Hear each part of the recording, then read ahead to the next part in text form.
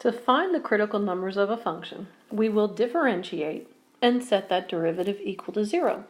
We look for places where the derivative is 0 or not differentiable. Okay, so to begin, the derivative of x cubed is 3x squared. The derivative of negative 2x squared is negative 4x. And the derivative of negative 4x is just negative 4 using the power rule. Set this equal to 0. We don't have any sharp corners or cusps or domain restrictions.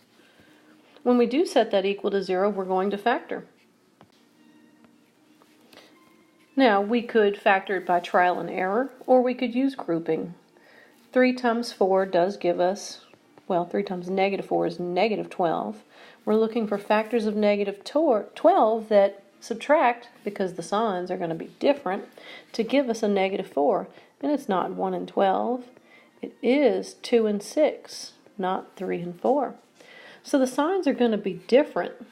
And the big one will be negative. So we'll call that a negative 6 and a positive 2. This is also known as the AC method, where you expand the middle. You can either put the 2x in the front, or you can put the 2x in the back. What we have here is true. We've just expanded a negative 4x into a positive 2x and a negative 6x. The GCF of the first pair is x. Take it out, you're left with 3x plus 2. The back pair starts on the negative, so I'm going to take out a negative, and the GCF of 6 and 4 is 2. We take out a negative 2, and all signs change.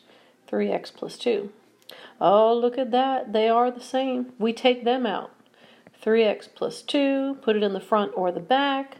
The others are left behind. Okay, so we're on our way to finding the critical numbers. We'll set each of these factors equal to 0 and solve. When we do, we add 2 to both sides. So I've got x equals 2. That's very sad stuff. Next, I'm going to subtract 2 from both sides. I'm going to divide by 3. And what we found is that our critical numbers are going to occur at negative 2/3 and positive 2. We're going to stop there for now.